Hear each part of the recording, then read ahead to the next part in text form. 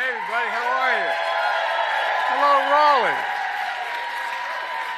What a great crowd. Please take a seat if you have one. I once said that at an event, and people didn't have chairs, and the press looked at me and said, what the hell's the matter with that guy? Anyway, Edward, thank you. Sergeant First Class, I was telling him my son, Bo, who I lost because of what happened in Iraq. Anyway, my son, Bo, when he made Major in Iraq, I was there. I wasn't with him when he made that, when he got promoted, but I was with him later at an event, anyway, in Iraq. I didn't want to say where I was, but, I said, Bo, congratulations, you're now a field-grade officer. He looked at me and said, Dad, I don't know who runs the United States Army. Sergeants First Class run it. And that's a fact. So, Sarge, thank you very, very much. Folks, Governor Cooper and all the state officials here today, and by the way, you got the best governor in the country. Where is he? Roy, stand up. No, I mean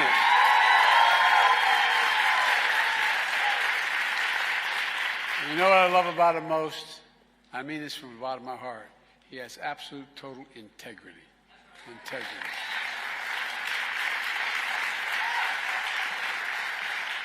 Thanks for the welcome back to North Carolina, Gov. I appreciate it very much. I also want to mention Congressman Deborah Ross. Where's Deborah? I just had my picture taken with her. That's probably why she left. No, all kidding aside. Anyway, she couldn't be here, actually. That's not true. I got it mixed up. And she has, she fights very hard for the people of this district, and she's up in Washington right now. And folks, I'm here today to talk about something that doesn't get enough attention, and that's the progress we're making to invest in America, all of America.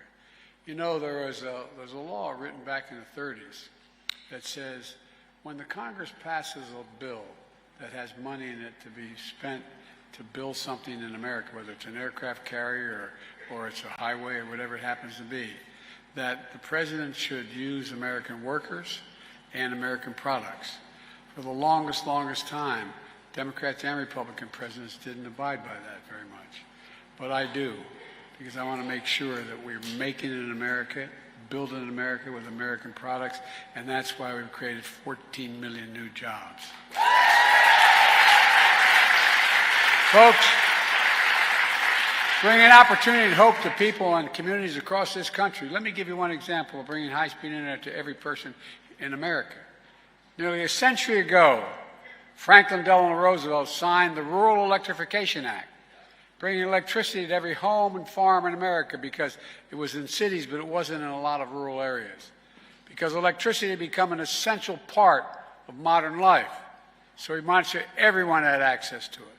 He was determined that no American should be left behind, no matter where they lived, whether in a big city or a rural area. Well, I tell you what, I made the same determination about our time, affordable, high-speed internet.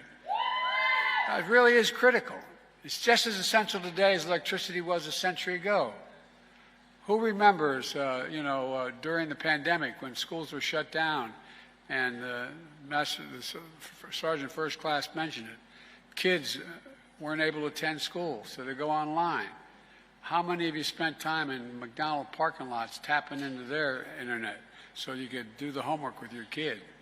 Look, think of all the workers who need internet to do their jobs when they're working from home. So many are working from home, have to work. Small businesses need internet to reach more customers here at home and literally around the world. And our seniors are needed in connection with their doctors through telemedicine because they can't make it to the doctors in person. High-speed internet isn't a luxury anymore. It's an absolute necessity. No, it really is. And yet, when I became president, around 24 million Americans didn't have access to affordable high-speed internet. And for millions more, their internet connection was limited or unreliable. That's why, as soon as I came into office, I took action with what we call the American Rescue Plan. And it included more than $25 billion to invest in affordable internet, high-speed internet all across America. A few months later, I signed a piece of legislation which many people didn't think we could get done, the bipartisan infrastructure law. A once-in-a-generation investment to rebuild America's infrastructure, our roads, our bridges, our railroads, our high-speed internet, all of it paid for. And look, our goal is to connect everyone in America to affordable, reliable, high-speed internet by the year 2030, everyone in America. Just like Franklin Roosevelt did a generation ago with electricity. I promise to be a president for all America, whether you voted for me or not. These investments help all Americans in red states and blue states as well. We're not leaving anybody behind. Look around North Carolina, and with the leadership of Governor Cooper, with the partnership of your governor, we've invested more than $3 billion to expand high-speed internet in every county across the state. $3 billion.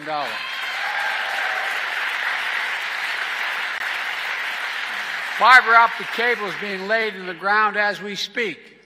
Over the next 3 years, over 300,000 homes and businesses all across North Carolina will be connected with affordable, high-speed internet. And today I'm announcing another major step. We're investing another $82 million to connect 16,000 additional homes and businesses, bringing high-speed internet all across the state of North Carolina, from top to bottom. By the end of the decade, we're going to finish the job reaching all the remaining homes, schools, libraries, small business, healthcare facilities in North Carolina that don't have access to high-speed internet today. Let me say that again. Universal, high-speed internet in all of North Carolina by the end of this decade. Folks, you just heard from Sergeant Smith a few minutes ago why it matters. He's retired Army, 22 years of service, which we owe him. He and his wife Emma live in Tar Heel, as he mentioned. North Carolina population, staggering population, 100 people. They've been using dial-up internet for years, just like everyone else in town. It took Edward far too long to download medical paperwork, as he mentioned the VA. It was hard for his grandkids who lived nearby to use the internet to do their homework. And then thanks to the American Rescue Plan, which I signed into law, fiber optic cable was laid and the town got high-speed internet. And now Edward and Emma and the kids and the grandkids can use the internet quickly and easily, from getting care from the VA to doing their homework. Look, their neighbors include folks who can't attend local church services, he mentioned. They can stream these services at home every single Sunday. High-speed internet has been a game changer for their town and so many counties all across America. Look, and we're just getting started. But it's not enough to just have internet access. It needs to be affordable. Affordable. So, here's what my administration did. We work with internet service providers to bring down prices for people struggling with their payments. It's called Affordable Connectivity Program. It's already helped 880,000 households in North Carolina save a total of $440 million in internet bills collectively. That's about 1 in 5 families across the state are saving $30 a month for the internet bills, and some save a lot more. That savings matters in homes like the one I grew up in. Another $30, $40 a month was the difference between how many groceries you pay, the gas bill, all other necessities. It matters. It matters. Plus, the investment we're making in high-speed internet means something else as well. Good paying jobs. And folks, just ask the folks at the International Brotherhood of Electric Workers, the IBW, or the Communication Workers Union, or the Laborers Union. We're putting thousands of people to work laying fiber optic cable all across America. And that cable will be made in America, put in by Americans. Even better, a lot of that cable will be made in North Carolina. Two American companies, CommScope and Corning, are investing more than $550 million to manufacture fiber optic cable, creating around 650 good-paying jobs in Hickory, North Carolina, a single starter. And there are going to be more. Already, 40% of all the fiber cable, optic cable in America is being manufactured in Hickory. And no, that number is going to continue to grow. Jobs are going to grow. And when jobs grow, everything grows. Everything grows. Everything in the community grows. All told, during my presidency, we've invested, and I know it's going to sound like not much to you all, but $11 billion in North Carolina. $11 billion in infrastructure, clean energy, everything from high-speed internet to clean water, new roads and bridges. For example, we're investing $1 billion, $1 billion, in a new rail line connecting Raleigh and Richmond, Virginia. Not only creating a whole hell of a lot of jobs, but it's going to take a lot of vehicles off the road. It's going to help with pollution. And guess what? It's going to cut the time. Well, let me give you an idea. Right now, the trip takes about 3 hours by train. With the new rail line, it's going to take you 2 hours. Think what that will mean to people traveling to work and visiting families. Think what it means in the reduction of highway bills. We're also investing $110 million to replace the Alligator River Bridge. Look, that bridge is a major hurricane evacuation route for the Outer Banks. So it's high time it get replaced because it's in trouble. The bridge now is far too low for boat traffic, which means cars have to stop and wait, sometimes several times a day, for the bridge to swing open so boats can pass underneath. Because the bridge mechanism is 60 years old, sometimes when it swings open it can't close, which stops cars and traffic for hours and sometimes days. Now we're building a new, higher bridge that boats can easily pass under. It will be wider and more accessible to more cars to travel across every single day, saving time and saving money. Folks, what we're doing here in North Carolina is just one piece of a much bigger story. To date, 40,000 infrastructure projects have been announced across this nation. Since I've been to office, we've created 14 million new jobs. 440 new jobs in North Carolina alone just since I came back. That's because of this guy right here. Nearly 800,000 manufacturing jobs nationwide. Unemployment has been below 4% for the longest stretch in American history in the last 50 years. And here in North Carolina, unemployment is even lower. It's 3.5%. And the stats coming out today show that seeking unemployment insurance has even gone down. Fewer people are needing help. That's lower than it was in every single month under the last president. Wages are up. Household wealth is up, not only for middle-class Americans, for Latinos, for black Americans, for minorities. Costs are still too high, but inflation continues to fall, and mortgage rates are falling, and they're going to fall more. Last week we learned that America filed 16 million in America, 16 million new applications for businesses, for a new business since I became president. Folks, that's a record. Every single one of those new small businesses is an act of hope, an act of hope. It generates progress. People are beginning to have, and if you look at the consumer confidence, it's way up. 64%, I think maybe 62%, Americans think their personal circumstance is good and it's getting better. Meanwhile, thanks to the Invest in America agenda, private companies have invested over $640 billion, let me say it again, $640 billion in advanced manufacturing here in America. And by the way, you know, we invented that little computer chip which everything from your cell phone to your automobile needs. Guess what? We used to control it. We got down to the point we hardly manufactured any of it. And so what happened when things went bad, we didn't have access to all those computer chips that were being made in Asia and other parts of the world. So I got in the plane and went to South Korea. And I said, why don't you come invest in America? One thing led to another. Over $50 billion, people coming to America, investing and building these computer chip factories. And guess what? It's just getting started. But guess what? The fact is that these computer factories, they build what they call fabs. They're about as big as a football field, and they manufacture these chips. You don't need a college degree to work in it. You know what the average starting salary is? $116,000. $116,000. And look, put it all together.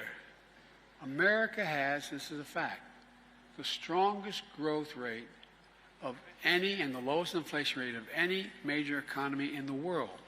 In the world. We have a lot more work to do. There's no question our plan of investing in America and the American people is working. It's all part of my economic vision. Building an economy from the middle out, from the middle class out, and the bottom up. That way the poor have a shot, middle class does well, and wealthy still do well. Well, they got to start paying their taxes.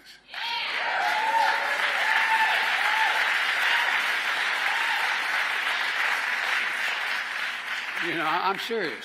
I don't mean paying 60%. I mean just paying the top rate of 38%. Look, folks, you know how many billionaires we have in America today? 1,000. You know what their average rate, federal tax rate is? I should walk away from this. Federal tax rate is 8.5%. Raise your hand if you'd trade your tax rate for 8.5%. I mean, serious, think about this. There'd be $40 billion raised if they just paid 38%, if they even paid 25%. Folks, look, we all do well when the middle class does well and we grow. Everybody does well. You know, I'm so tired of trickle-down economics. I grew up in a family where not a lot trickled down on my dad's kitchen table. My dad was a hard-working guy. We weren't poor, but we lived in a 3-bedroom split-level home with 4 kids and a grandpa. And, you know, we were fine. It was okay. But there wasn't anything left over. There was nothing left over. But now, a lot of middle-class folks are having enough leftovers they can do things. Our approach is the fundamental break from trickle-down economics, supercharged by my predecessor. My predecessor, everything was trickled down, but not a lot trickled. And I'm serious. Which tax cuts for the wealthy and big corporations, shipping goods overseas. How many people do you know in this state and other states? There was a factory in town that employed 300, 400 people. And all of a sudden you found that factory shipped overseas. Why was it shipped overseas? Cheaper labor costs. So we were shipping factories overseas and importing the product they made here. Well, guess what? We're doing the opposite. We're making it here and shipping the product overseas. I'm serious. And also that trickle-down shrank public investment in education, infrastructure and education. It hollowed out communities, closing factories, leaving too many behind. And now, my predecessors like to say, America is a failing nation. In my face, bless me, Father, for his sin. I mean, come on. A failing nation. And by the way, did you hear he wants to see the stock market crash? Because he does not want it now. We're doing well. He acknowledges by that we're doing pretty damn well economically and getting better. He wants to see the stock market crash. You know why? He doesn't want to be the next Herbert Hoover. As I told him, he's already Hoover.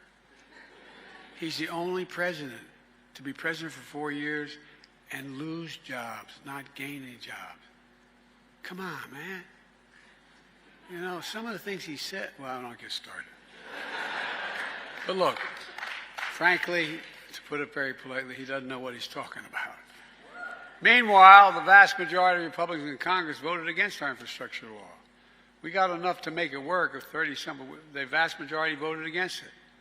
They all voted against all the other bills that I have. I mean, 100% voted against. And guess what?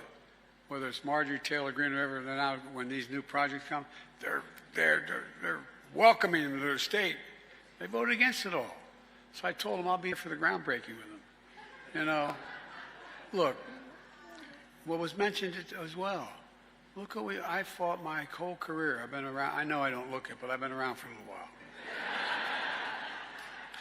But all kidding aside, look, you know, I spent the bulk of my career as a senator trying to bring down the cost of prescription drugs. If you have a prescription from your doc and you take it to a pharmacy here in North Carolina or Wilmington, Delaware, where I'm from, or wherever, guess what? I can take that same prescription from you and go to Toronto, Canada, London, England, Rome, in Italy, anywhere around the world. And it'll be somewhere between 50% less and 70% less. How does that work? Why? Why isn't in America we're paying $400 a month for insulin if you have diabetes, and other places they're paying $35. Well, guess what? You're paying $35 now, and it's going to go down even further. And by the way, at $35, they're making 350% gain. It costs $10 to make it, $12 to package it. So come on, man. It's about time we start to be a little fair to ordinary people. When it comes to voting against infrastructure law, it doesn't stop many of our Republicans calling up and saying, we need a project in my district. Now, what I haven't done is I haven't blocked projects in their districts because they're all Americans. The fact they have a senator or a congressman who doesn't know what they're doing doesn't mean they should be denied. But it's okay. It's okay because I promised to be a president for all Americans. And I mean that sincerely. It's not hyperbole. I promised to be a president for all Americans. Like I said before, I told them all I'll see them at the groundbreaking. Let me close with this. When you see shovels in the ground, cranes in the sky, and people hard at work in these projects, I hope you feel pride in America. Pride in America. Pride knowing we can get big things done when we work together. You're all the real heroes. It's not hyperbole. You're the real heroes of this story. American workers, the American people, neighbors and community leaders doing the work to bring our cities into the future. That's what America does. That's why I've never been, and I mean this, and I've been saying this for a while, and the press has to cover me everywhere. I've been saying I'm optimistic. I've been around for a while. I've never been more optimistic about America's prospects than I am in the last 3 years. I really mean it. Because there's nothing. We have to remember who we are. We're the United States of America. And nothing is beyond our capacity when we work together. Nothing. And I'll say one last thing. We're the only major company in the world that's come out of every crisis stronger than we went in. And that's what we're doing again today because of you. Thank you. May God bless you all. May God protect our troops. Thank you very much. Let's go get them. Thank you. Thank you.